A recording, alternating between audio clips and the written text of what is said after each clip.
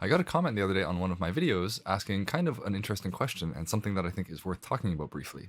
The comment asked, I was wondering if you've made or could make a video on fretting hand ergonomics for the 8-string guitar. The sense I get is that there are a lot more viable ways to play ergonomically on the 6-string because your fingers don't need to reach as far. And trying to transfer that one-to-one to an 8-string guitar is going to result in the contortion of your wrist. So there are a couple of pieces to this question that I want to deconstruct, and maybe some of you are wondering these same things, so hopefully this can be useful for you. So to begin, let's look at this concept of an ergonomic hand position and what does that actually mean. I think the word ergonomics is thrown around a lot, and it's mostly a marketing tool to try to get people to buy chairs or beds or whatever that are going to make them hurt less. The issue though is that ergonomics does not have so much to do with the items that you're using or sitting on or playing, but your body and how you're using your body to interact with them. The other reason I don't really like the word ergonomics is because it assumes that there is an ideal position to do things in.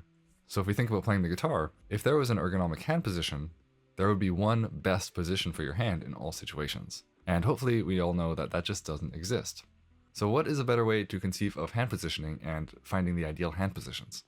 I liken it to yoga poses and how there are hundreds and hundreds of yoga poses, but each one is very different than the other and requires special attention to detail. There are going to be transferable skills between yoga poses, but if we try to, for example, do a downward dog engagement in a warrior pose, we're not going to achieve the correct pose. The body is going to be working in different ways where it shouldn't be and not working in ways where it should be. So let's give a concrete example for the guitar. Again, going back to this basic C chord, which, not something I normally do on an A-string guitar, but there it is. If I get into a nice comfortable position with this where my shoulders are relaxed and my arm is feeling heavy, my wrist is straight, there's no tension there, my fingers are bent as much as they need to be, but not pressing harder than they have to be. And I try to take that exact same feeling and transpose it to a D chord. I feel there is extra tension now in my fingers trying to create this angle forward. And the reason for that is because the D chord is a different pose than the C chord, just fundamentally a different yoga pose, if we want to use that metaphor again. So the D chord requires my arm to be lifted a little bit more, maybe 3 inches higher, and that way my fingers don't have to angle so sharply forward, and I can create more of that perpendicular force on the strings. Now if I were to try to go back to the C chord using this hand position, oh, that's uncomfortable. There's a ton of tension in this index finger trying to pull back. Now there's tension in the back of my shoulder as well to hold my arm up when that's not what is required by this chord. So hopefully that all makes sense in describing that there is no singular position that is going to be best for playing the guitar. It is a constant series of positions and the movements to move between those positions.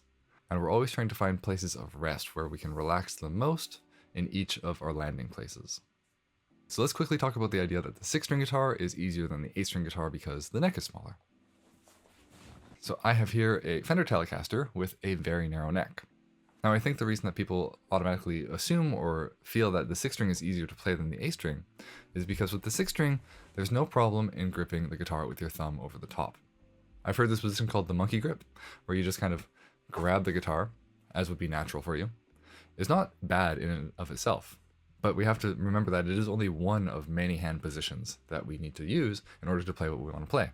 So if you're one of those players who always plays in this hand position because it's just generally more comfortable, it keeps the wrist straight, so that's good, and then you go to play an A-string guitar and the neck is way too wide to be able to grip around it, then there's a bit of an issue.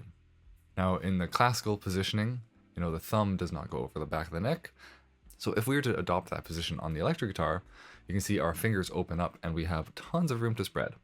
So I can spread comfortably between fret 4 and fret 10, between string 6 and string 1. However, there is tension there, and I would not want to stay there for a long time. I would be looking for where can I move to a more comfortable position. Now if we try to do that same thing on the A-string guitar and grab it, my shoulder has to come up just to be able to do that because the neck is so big I just can't naturally reach my thumb around. I mean, I can kind of peek over the top, I have decently big hands, but it's not comfortable. I wouldn't want to do this naturally. So for the 8-string, it's probably smarter to adopt that more classical style position where the thumb is on the back of the neck and our hand can float out front. From here, we have this pivot point on our thumb that we can rotate. And if we need to do a big stretch with the index finger higher than the pinky, we can pull our arm up and back. And if we need to do a big stretch in the opposite direction, we can drop our elbow and pull in, and that way the pinky can stretch out further. So let's do that stretch that I did on the 6-string guitar on the 8th string and see if it is just impossible because of more strings. So first I'll start out doing the 4 to 10. And keep in mind this is also a fan fret guitar, so it's going to feel a little bit different, but I can reach that pretty comfortably and get both those notes to sound. Can I do it on the 8th string though? In theory, this should be a little bit more uncomfortable if I reach up to the 8th string and try to span between all 8 strings, but it's not really that much more uncomfortable. When I do this movement and reach up to the 8th string, I don't actually have to stretch further with my fingers. What happens is my arm rotates out to create a wider spacing between my fingers. So again, by using pivot points, we can rotate around, use our arm, use our shoulder to create those spacings between the fingers, so we don't have to just use our fingers and stretch and hurt our hand. We always want to aim for a straight wrist line between the hand and the elbow, and move our arm if we can, and use our fingers if we can. Wrist is kind of not necessarily the last resort in every situation, but if you're playing a very stressful passage, then I will always try to make the wrist the last resort because it will go the quickest and it will create the most issues. So to summarize, there's no such thing as the ideal position to play in.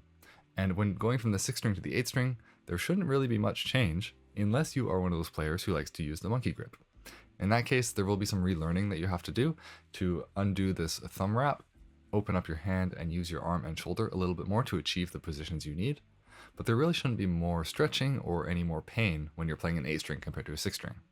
And this idea of ergonomics can actually be damaging if you are considering it as an ideal position to try to achieve. If you're wanting to go a little deeper into this idea and you're interested in learning how to prevent injury or maybe undo some injuries that you have, I would recommend the book Effortless Guitar by Adrian Farrell. He is an Alexander Technique teacher, and it's a very good introduction into these concepts and how we can kind of reimagine playing an instrument to not harm ourselves in the process. So that's it for today. I hope that was a fairly useful bit of discussion to have, and maybe it gives you some ideas on how you might want to rethink your playing if you're having difficulties with kind of wrist pain or finger pain or elbow pain. And I would love to know in the comments below if you've experienced pain in your wrist or fingers or elbow or wherever, especially when you transition from 6th string to 8th string guitar. And let me know if you're still experiencing that pain or if you've managed to figure out a way to reduce it or get rid of it completely. I think there are a lot of anecdotal stories about these things out there, and it's useful for some people to read them to know that they are not alone in their pain or that there is a way out of it. So with all that said, I hope you have a great rest of your day wherever you are in the world, and as always, happy and safe practicing.